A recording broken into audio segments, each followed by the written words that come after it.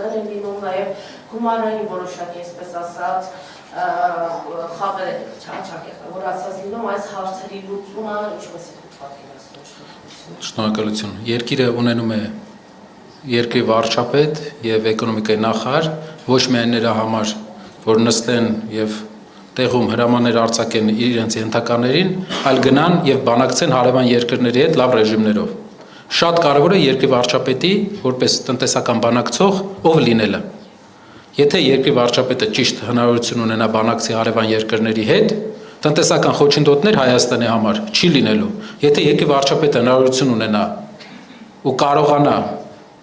իսկ դուք վստահ եք, որ մեր առաջնորդը դա կարողանալու է ճիշտ պայմանավորվել մեր հարևան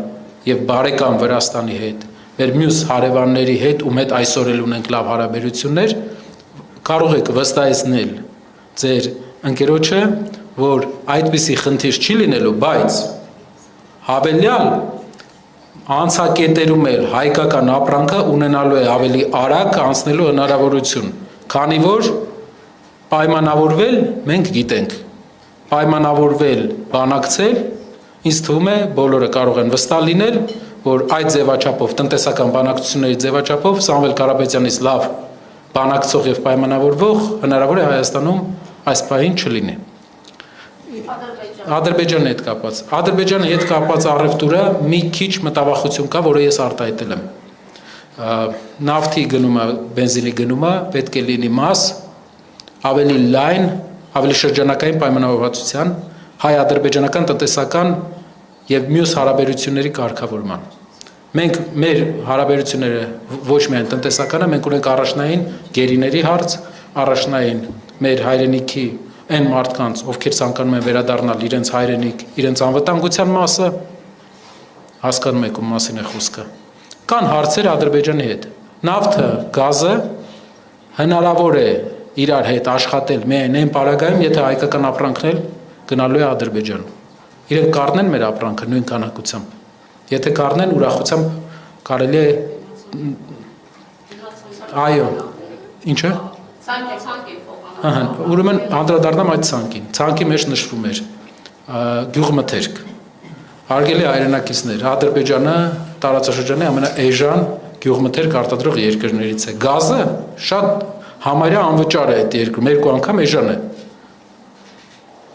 Երկրորդը Ադրբեջանային իմիջելով ֆոլգա, ալյումինի ֆոլգա են առաջարկում, կա իմիջելով Սումգայիթի գործարան ալյումինի, որը զբաղվում է ալյումինի ֆոլգայի, այս պարագայում, այս պահին ալյումինի ֆոլգայի արտադրության պլանավորմամբ, իմիջելով հայտարարել են իրենք։ Ադրբեջանը ալյումին արտադրող մեծ երկիր է, իսկ մեր արտադրողականությունը Արմենալի այսօրվանից կարա աճի մոտապես մաքսիմում 5-10 միլիոն դոլարի, մաքսիմում։ Երրորդ էլ ինչ էինք արտահանում, էլ ինչ էին ասել։ Կոնյակի հումք, ոչ թե կոնյակ, իսկ ինչ է դա նշանակում, որ դուք հումքը վաճառում ես հարևան երկրին, իսկ նա այդ հումքով հնարավորություն է ստանում Աղդամում օրինակ, գիտեք որ այնտեղ ժամանակին